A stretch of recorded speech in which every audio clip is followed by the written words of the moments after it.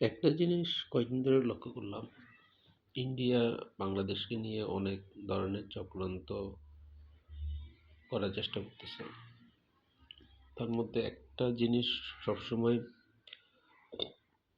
ওরা হাতিয়ার হিসেবে ব্যবহার করে, যেহেতু বাংলাদেশ যদিও নামে একটা মুসলিম কান্ট্রি, তো সেহেতু পুরা বিশ্বের কাছে বাংলাদেশকে তো না, মুসলিমদেরকে ছোট করার জন্য, হেয় করার জন্য ওরা হিন্দুদের সংখ্যাগরিষ্ঠ বা সংখ্যালঘু হিন্দুদের নিয়ে ওরা মিথ্যা প্রচারণার মধ্যে ব্যস্ত।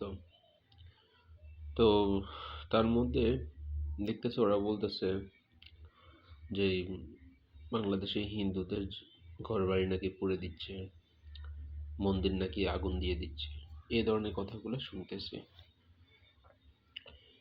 তো এটা নিয়ে গত 5-6 মাস ধরে ইন্ডিয়ারা ইন্ডিয়ার নিউজ পেপারগুলো তারা প্রচার করতেছে। কিন্তু আমি অবাক হয়ে যে একটা ব্যাপার নিয়ে, বাংলাদেশে এতগুলো নিউজ পেপার, এতগুলো চ্যানেল, কই তারা কয়টা হিন্দু বাড়িতে গিয়ে হিন্দুদের কাছ থেকে সঠিক সংবাদটা নেওয়ার চেষ্টা করছে? কয়টা মন্দিরে তারা গিয়ে মন্দিরের আলহীদের সাথে কথা বলে সঠিক সংবাদ নেওয়ার চেষ্টা করছে? তো একটা জিনিস যেটা পরিষ্কার, আরেকটা জিনিস সেটা হচ্ছে বাংলাদেশে কিন্তু বর্তমানে হিন্দুর সংখ্যা কম না, মোটামুটি অনেক হিন্দু সংখ্যা আছে। যদি এটা পরিসংখ্যান করে বাইর করা যায়, আমার মনে হয় সম্ভবত 5 কোটি হিন্দু হবে বাংলাদেশে, 5-6 কোটি হিন্দু হবে। কারণ এখন দেখি হিন্দু সংখ্যা অনেক বেশি। তো কিন্তু এই যারা হিন্দু ইভেন আছে, তারা কিন্তু দেখি মুসলিমদের থেকে ওরা খুবই ভালো আছে। আমি কখনো দেখিনি কোনো হিন্দু রিক্সা চালাইতে বা কোনো হিন্দু ভিক্ষা করতে, কোনো হিন্দু কোনো ছোট কাজ করতে আমি দেখি নাই। কিন্তু আমি এটা দেখছি যে আমাদের মুসলিম যারা আছে তারা ভিক্ষা করতে, রিক্সা চালাইতে, যার তো ছোট ছোট কাজগুলো তারা করতে, এই বাংলাদেশে থেকেই। অথচ পরিসংখ্যানে বলে হিন্দুরাই সবচেয়ে বেশি ভালো আছে বাংলাদেশে।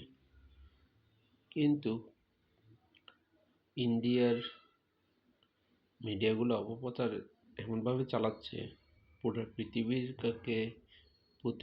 পৃথিবীর কাছে আমাদেরকে হেয় করার জন্য। এটা একটা জিনিস অবাক লাগে। তো বাংলাদেশে এতগুলো হিন্দু 5-6 কোটি হবে যদি আমি পরিসংখ্যান করি বা যদি চালানো হয়, তারা কিন্তু কোনো ধরনের আহ, একটাও সাউন্ড করতেছে না যে আসলে তারা কেমন আছে বাংলাদেশে। তারা সবাই দিব্যি ভালো আছে, পূজা করতেছে, খাচ্ছে দাচ্ছে, ঘুরে বেড়াচ্ছে, আনন্দ ফুর্তি করতেছে বাংলাদেশেই। কিন্তু তারা একবারও লাইভে এসে কিংবা সোশ্যাল মিডিয়ার মাধ্যমে কিংবা কোনো নিউজ পেপারে একবারও বলে নেই যে আসলেও বাংলাদেশে তারা ভালো আছে।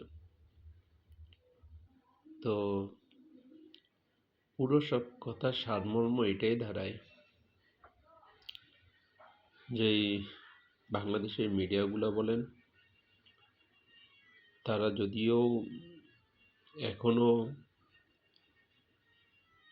কোনো না কোনোভাবে রাজনীতির সাথে সম্পৃক্ত আছে, হয়তোবা তারা কোনো একটা কারণে ওই ধরনের নিউজগুলো প্রচার করতেছে না। আর আরেকদিকে হিন্দুরা, তারা চুপ থাকার কারণ এটাই যে তারাও চায় না বাংলাদেশে কখনো কোনো ভালো মুসলিম শাসক আসুক, যার কারণে তারা সবাই হিন্দুরা চুপ করে আছে। তো এইটা নিয়ে দিবেন ইভেন কোনো ব্লগার, কোনো কন্টেন্ট ক্রিয়েটরও দেখিনি কখনো কোনো ভিডিও তৈরি করতে এই ব্যাপারগুলো নিয়ে। তো আমার একটা জিনিস অবাক লাগে, আমি যখন রাস্তাঘাটে হাঁটি দেখি যে হিন্দুরা তো অনেক ভালো আছে, অনেক দিব্যি তারা আনন্দ ফুর্তি করতেছে, খাচ্ছে, ঘুরতেছে, ঘুমাচ্ছে, বাড়ি ফ্রেন্ডদের সাথে ঘুরতেছে, সব কিছুই করতেছে। ওই একটা হিন্দু তো এসে কখনো বলেনি যে আমরা অনেক ভালো আছি। এই দেশটা তো হিন্দুদেরও দেশ, ঠিক না? এমন তো না যে যারা বাইসে আসছে, হিন্দুদেরও এখানে জন্মগ্রহণ। আমাদের যেরকম বাংলাদেশটা আমাদের মা, হিন্দুদেরও বাংলাদেশটা মা, মাতৃভূমি। তো হিন্দুদের তাহলে বলতে সমস্যা কোথায় যে তারা ভালো আছে নাকি খারাপ আছে? এটা বলতে সমস্যাটা কোথায়? আমাদের গায়ে যখন আঙ্গুল তোলে তখন কিন্তু শুধু আমাদের গায়ে আঙ্গুল তোলে না, তখন হিন্দু, বৌদ্ধ, খ্রিস্টান পুরো বাংলাদেশটাকে নিয়ে আঙ্গুল তোলা হয়। এটা কিন্তু তাদের আমার মনে হয় বোঝা উচিত। এই জিনিসগুলো মাথা নিয়ে চিন্তা ভাবনা করে আমি মনে করি হিন্দু, বৌদ্ধ, খ্রিস্টান, মুসলিম যারাই আছে অন্তত এই বাংলাদেশে সবাই মিলে ওই একসাথে প্রতিরোধ করে তোলাটাই সবচেয়ে উত্তম। আবার একসাথে কাঁধে কাঁধ মিলিয়ে কাজ করাটাই হচ্ছে উত্তম। তাহলে বাংলাদেশে কখনো যদি শান্তি ফিরে আসে।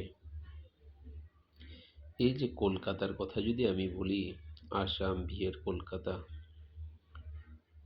ওয়েস্ট বেঙ্গল যাকে বলা হয়, এই যে কলকাতার মানুষগুলা তারাও কিন্তু বাংলা কথা বলতেছে। আমরাও যেরকম বাংলা ভাষায় কথা বলি তারাও বাংলা ভাষায় কথা বলতেছে। তো আমি বাইরে ছিলাম, তো যখন কোনো ইন্ডিয়ান বাংলা কথা বলতো ওকে কিন্তু বলতো বাংলা, ওকে কিন্তু বলতো না ইন্ডিয়ান, ওকে বলতো বাংলা। তো আমরা যখন বাংলা কথা বলতাম আমাদের বলতো বাংলা। তো তার মানে কি, ইন্ডিয়ানে যে কলকাতা বাংলা কথা বলে আর আমাদেরকে বিদেশিরা ওই একই চোখেই দেখে। ওদেরকে ইন্ডিয়ান দেখে না, আমাদেরকে বাংলাদেশি দেখে না, বাংলা। ওরা একটাই ল্যাঙ্গুয়েজ ইউজ করে, বাংলা। যেই যখন দেখে বাংলা কথা বলে। তো যারা ওয়েস্ট বেঙ্গলে বাংলা কথা বলে তাদেরও বোঝা উচিত যে আমাদের সবার মুখের ভাষা বাংলা। তো মুখের ভাষা যেহেতু বাংলা, সে হিসেবে বাংলাকে অপমান করা, অপদস্থ করা, এটা হচ্ছে নিজের মাকে অপমান করা, অপদস্থ করার শামিল। তা আমি জানি না আমার এই মেসেজটা কতটা কাজে লাগবে, কিন্তু এতটুকু বলবো, যারাই নিজের স্বার্থ ইভেন পরের স্বার্থ হাসিল করার জন্য নিজের মাকে অপমান অপদস্থ করার চেষ্টা করেন, তো এমন মানুষগুলা কত ধরনের নিচু হইতে পারে একমাত্র তাদের বাবা মারাই জানে। তো যাই হোক, সর্বঙ্গ আমি দোয়া করি আমাদের বাংলাদেশটা কিংবা কলকাতা যেটাই হোক ভালো থাকো। কারণ এই কলকাতা একটা সময়, ওয়েস্ট বেঙ্গল একটা সময় বাংলাদেশের একটা অংশ ছিল। এটা ঘটনাটা আমরা জানি 1947 সালে। তখনও কিন্তু এই কলকাতা বাংলাদেশের অংশ ছিল। যখন ইস্ট পাকিস্তান এবং ওয়েস্ট পাকিস্তান ছিল তখন কিন্তু আর কলকাতা নাম ছিল না, ওয়েস্ট বেঙ্গল নাম ছিল না, তখন ছিল ইস্ট পাকিস্তান, ওয়েস্ট পাকিস্তান, পাকিস্তান। যখন 1971 সালে স্বাধীন হয় তখন অনেকটা অংশ ইন্ডিয়া তাদের দখলে নিয়ে নেয়। আর বাংলাদেশ এই কারণে চুপ ছিল যে যুদ্ধের সময় ইন্ডিয়া বাংলাদেশকে 99% সাপোর্ট করছে, এটা সবাই জানে। আর পাকিস্তানের সাথে আসলে আমরা বাঙালিরা যুদ্ধ করিনি, এটা হলো সত্যি কথা। পাকিস্তানের সাথে যুদ্ধ করছে ইন্ডিয়া, কারণ বাংলাদেশের না ছিল অস্ত্র, না ছিল গোলা বারুদ, বাংলাদেশে কিছুই ছিল না।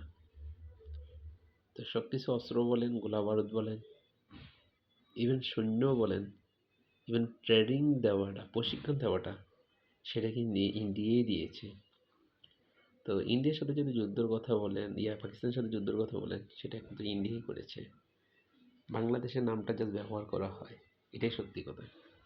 আর ইন্ডিয়া কেন করেছে সেটাও আমরা স্পষ্ট, কারণ দুই পাশে দুই, ইস্ট পাকিস্তান, ওয়েস্ট পাকিস্তান, মাঝখানে ইন্ডিয়া, তারা তো একটা বিপদ ছিল যেহেতু চিবার মাঝখানে ছিল।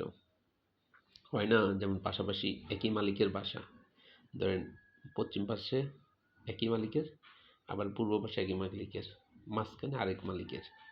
তো এখন মাঝখানে যে মালিক তার কিন্তু একটু টেনশনে থাকবে যে দুই পাশে যেহেতু একই মালিকের বাসা, তাহলে সেক্ষেত্রে কিন্তু যদি তারা রাস্তা বন্ধ করে দেয় তো মাঝখানে যে মালিক সে বাইরে বা কীভাবে, ঠিক না? তার একটা টেনশন থাকে।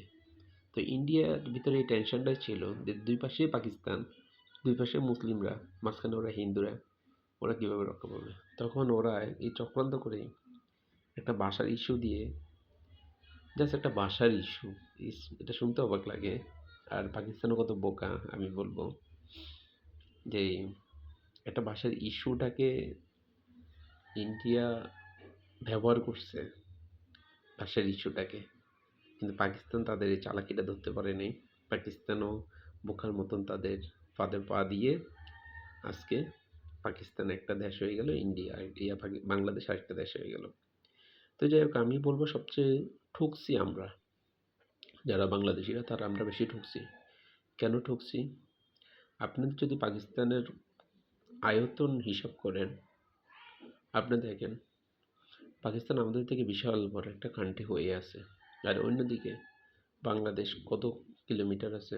আগে আসছিল 1,47,000 বর্গ কিলোমিটার, এখন হচ্ছে 1,52,000 আমি যেটা জানি। তো যাই হোক, তো লস্ট হয়েছে কার? অন্যদিকে দেখেন ইন্ডিয়াও বিশাল বড় একটা দেশ, পাকিস্তানও মাশাল্লাহ বিশাল বড় একটা দেশ, আর বাংলাদেশটা ছোট্ট একটা। তো এই জন্যেই বলতেছি যে পাকিস্তানের শাসকদের কিছু বোকামির কারণে মাঝখানে ইন্ডিয়ানরা সুযোগ সুবিধা নেওয়াতে আজকে দেখেন পাকিস্তানও মাথা উঁচু করে দাঁড়াতে পারতেছে না, বাংলাদেশও মাথা উঁচু করে দাঁড়াতে পারতেছে না। অথচ দেখেন যদি পরিসংখ্যান হিসাব করেন, জালিমের জুলুমের শিকার পাকিস্তান এবং বাংলাদেশ দুইটাই। যখনই বাংলাদেশে কোনো কিছু উৎপাদন কম হয় তখন নর্মালি আমরা ইন্ডিয়ার উপর নির্ভরশীল। ইন্ডিয়া থেকে পেঁয়াজ আর আলু, এটা সবাই জানে, পেঁয়াজ আলু রসুন এগুলি আমরা ইন্ডিয়া থেকে আমদানি করি। তো যখনই থেকে এই জিনিসগুলো উৎপাদন বেশি কম হয়, ওরা কী করে, সিন্ডিকেট করে ওদের রপ্তানিটা বন্ধ করে দেয়, মানে বাংলাদেশে ইম্পোর্ট করে ওরা বন্ধ করে দেয়। তারপরে আবার যখন দেখেন যখন খরার সময় আমাদের পানির দরকার হয় তখন ওরা পানি বন্ধ করে দেয়। আবার যখন বর্ষার সময় আমাদের থই পানি, এমনিই থই পানি, তখন ওরা পানি ছেড়ে দেয়। তো ইন্ডিয়া এমন একটা জাত, ওরা সবচেয়ে সুবিধা পাটি। যাই হোক, 1971 সালের কথা যদি বলি বা 1952 সালের কথা যদি বলি, পাকিস্তানে যদি একটু বুদ্ধি করে কাজ করতো, আজকে মনে হয় না বাংলাদেশ আর পাকিস্তান দুইটা দেশ থাকতো, একটা দেশই থাকতো। তো যাক, এখন সময় আসছে, আমি মনে করি যত হিসাব নিকাশ আছে সব কিছু বুঝে নেওয়াটা হয়েছে বুদ্ধিমানের কাজ। পাকিস্তান এবং বাংলাদেশ উভয় একসাথে বসে কীভাবে জিনিসটাকে সলভ করা যায়, কীভাবে একসাথে কাজ করা যায়, এটাই মনে সবচেয়ে ভালো হয়। আর না হইলে দেখেন 1971 সাল থেকে হিসাব করে যদি এখন পর্যন্ত 55 বছর হয়ে গেছে, এই 55 বছরে যেখানে আফ্রিকার মতো দেশগুলা অনেক অনেক দেশ খুবই ডেভেলপ হয়ে গেছে। আমরা কেনিয়াকে জানি একটা গরিব রাষ্ট্র, কিন্তু কেনিয়া এত ডেভেলপ হয়েছে, আপনি যখন ইউটিউবে সার্চ দিবেন, যেমন আমি কয়েকবার কেনিয়ার রাজধানী খালি দেখি আমার যেতে ইচ্ছা করে। তো যতবারই দেখি ততবার আমার যেতে ইচ্ছা করে, কেনিয়ার রাজধানী এত সুন্দর করেছে। তারপর আর কয়েকটা আছে, মোজাম্বিক মনে সম্ভবত, মানে আফ্রিকা কয়েকটা দেশ এত সুন্দর করেছে। অথচ একটা সময় আফ্রিকানরা অনেক গরিব ছিল, তো ওরা পর্যন্ত ডেভেলপ করে ফেলতেছে। অন্যদিকে এশিয়ার মধ্যে যদি মালয়েশিয়ার কথা বলি, মালয়েশিয়াকে বলা হয় এশিয়ার মধ্যে দ্বিতীয় আমেরিকা। এটা আমার কথা না, এটা আমেরিকানদের কথা। মানে মালয়েশিয়া যখন ছিলাম তখন দেখতাম আমেরিকানরা ওইখানে বসবাস করতো, তখন আমি জিজ্ঞেস করতাম যে তোরা তো আমেরিকান, মালয়েশিয়া তোরা বাস করছিস কেন? তো ওরা বলতেছে মালয়েশিয়া ইজ ওয়ান্ডারফুল কান্ট্রি, বুঝছে? যে ওয়েদার এত সুন্দর, পৃথিবীর আর কোথাও এত সুন্দর ওয়েদার নাই। কারণ মালয়েশিয়াতে এক সিজনের দেশ, সেটা আমরা সবাই জানি। ওইখানে সারা জীবনে সারা বছরে বর্ষা গ্রীষ্ম শীত একই সাথে লেগে থাকে, ঠিক আছে? কেমন? যেমন গভীর রাত যখন ৩টা বাজে, ৩টা ৪টা তখন ঠান্ডা পড়ে। আবার ভোর ৮টা থেকে ১২টা পর্যন্ত গরম পড়ে, ভালো গরম পড়ে। এর ভিতরে আবার বর্ষাও হয়। তো সেটা বড় কথা না, বড় কথা হচ্ছে ওরা এত সুন্দর করে ওদের দেশটাকে সাজাইছে, ওদের সিস্টেমটা ভিতরে এনে ফেলছে। অন্যদিকে দেখেন জাপান, সিঙ্গাপুর। তো এই দেশগুলা কি ডেভেলপ কি আমাদের যুদ্ধের আগে হয়েছিল, নাকি অনেক পরে হয়েছে? তা আমরা কেন ৫৫ বছরে এখনো সেই গরিব রাষ্ট্র হিসেবেই এখনো আছি? আমরা কি কখনো কি এই ভালো একটা রাষ্ট্র হিসেবে স্বীকৃতি পাবো না? তো যাই হোক, অনেকগুলা কথা ছিল। তা আমি জাস্ট মনে হলো যে ব্যাপারগুলো শেয়ার করি, এই জন্যই করলাম। আসসালামু আলাইকুম।